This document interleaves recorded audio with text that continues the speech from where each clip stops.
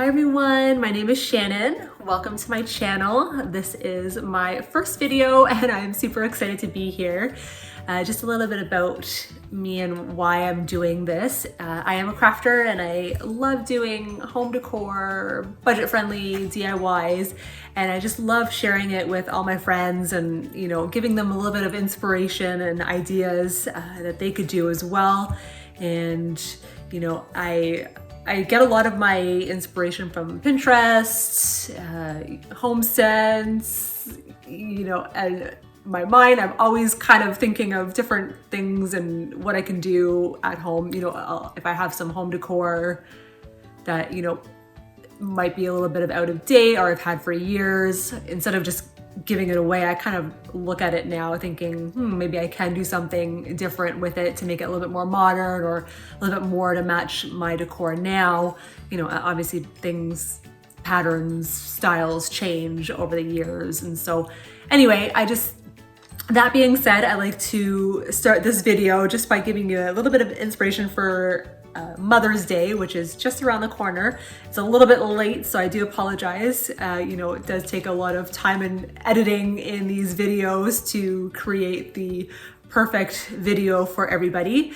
But anyway, with that being said, I hope you enjoy the video and let's begin. I'll see you guys soon. So I'm just going to start by applying some jute twine around the bottom of this planter, just using hot glue. And the goal is to cover the whole entire outer surface of this planter. Now, the first layer, I tend to hot glue almost every little section that I'm doing, as you see here. And also don't worry about, the color or the texture or if there's a pattern on the planter, because you won't see that once the whole thing is covered.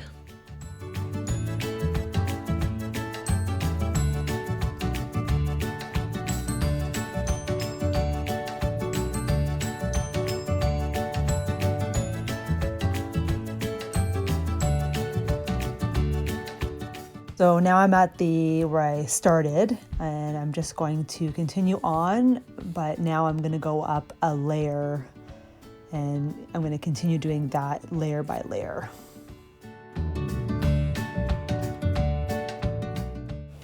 So you see here I come across a couple of these hard pieces in the jute twine, very easily removable. As you see here, I just pulled it right out and then you can just continue on.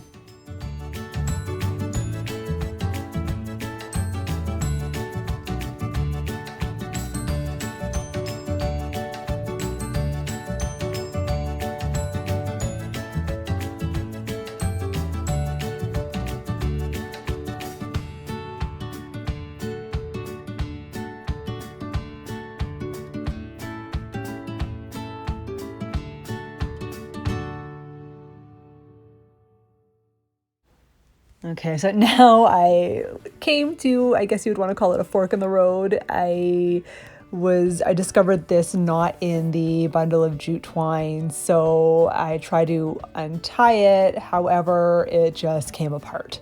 So now I'm just cleaning up the edges by cutting off the excess, and I'm going to hot glue back onto the planter and continue on kind of as if nothing ever happened.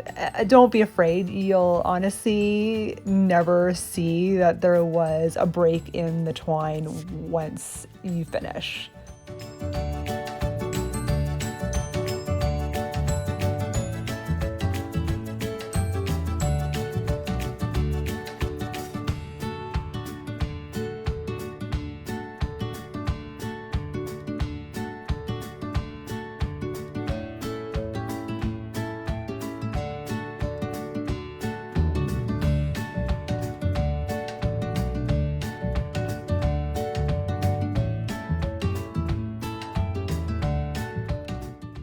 So you see what I'm talking about? You can't even tell. Don't worry.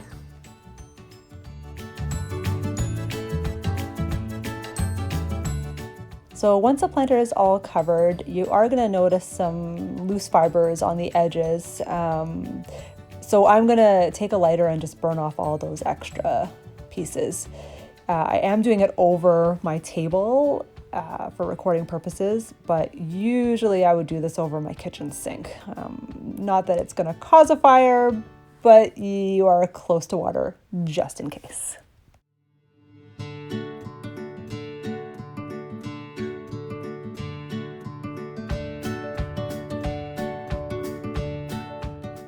So now I'm just going to paint the bottom of the planter. I chose the bottom. If you want to paint the top or you want to paint the whole thing, by all means.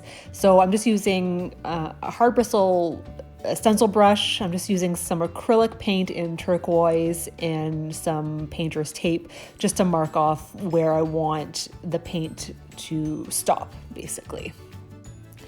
And you will notice it'll use quite a bit of paint as the jute twine really absorbs it very fast. So what I'm doing is I'm just using circular motions and just dabbing it in. You'll notice it's a little bit more difficult to paint. You can't just paint it back and forth like a regular paintbrush. You're really gonna have to get in there. And I'm just using, again, circular motions just to make sure, as you see here, just to really get it good and covered.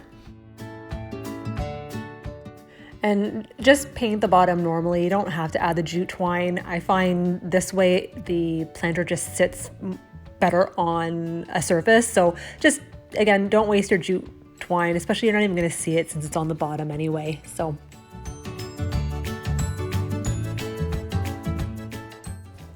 once the paint's all dry, remove the tape.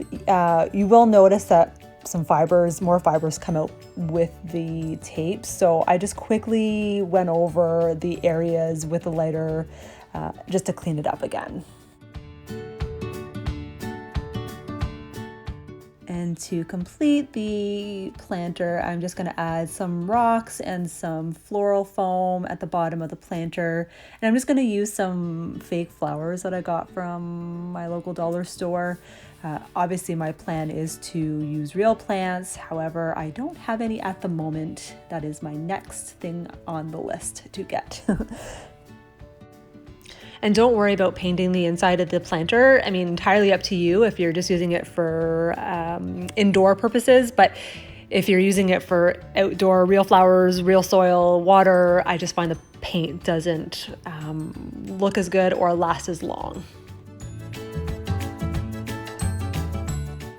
So just keep playing around with the flowers till you get that desired look that you're going for. What's nice about the floral foam is that you can move things around and they stay in place, which is really nice.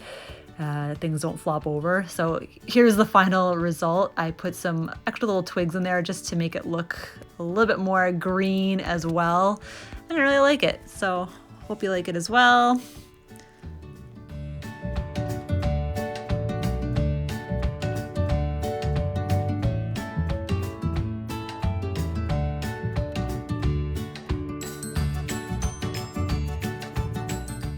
So moving on to the next project, I would like to make a floral pick for the planter that we just made. Since Mother's Day is just around the corner, I just wanted to make a little Mother's Day saying on here. So what I'm going to do is just Mod Podge some scrapbook paper to the front of this pick, as you see here.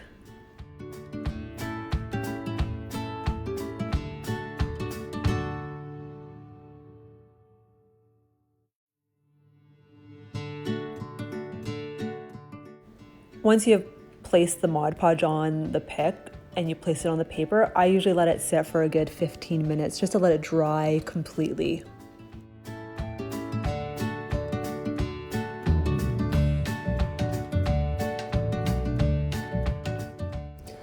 So once everything's dry, you can go ahead and just cut off all the excess. So I'm just using scissors to get off most of the paper first, and then I will go in after with my X-Acto knife just to get right to the edges and make it really nice and a clean finish.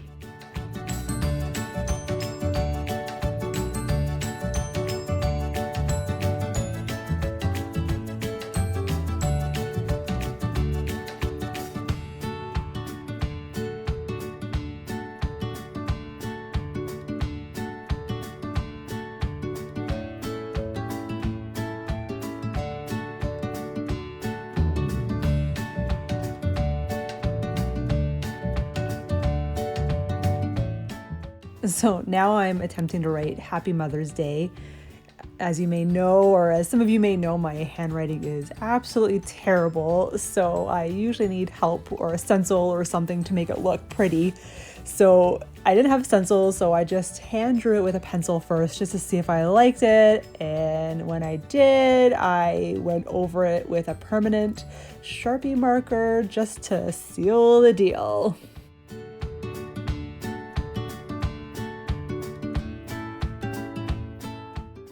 And here I was trying to draw a heart, yet I kept making it bigger and bigger, and in the end it looked like a cherry rather than a heart. So next I just wanted to jazz it up a little bit by adding a bow. It looked a little bit plain just with the writing on it, so now I'm just using some lace ribbon that I had on hand, and I'm just going to make the simplest bow imaginable, just like tying your shoelaces, I guess. And once it's all to the right size, I'll just trim off the excess, and then I'm just gonna hot glue it to the corner of the pick.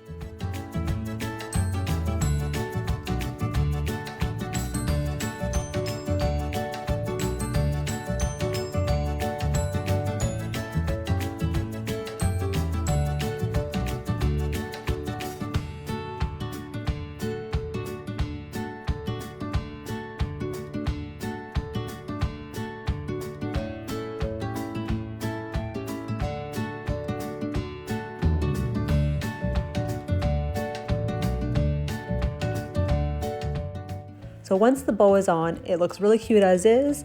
You can keep it like that. However, I'm just going to add another little touch of color here. So I'm just using one of these paper flowers that I had on hand, just trimming off one of them from the wire, and I'm just going to hot glue it to the center of the bow.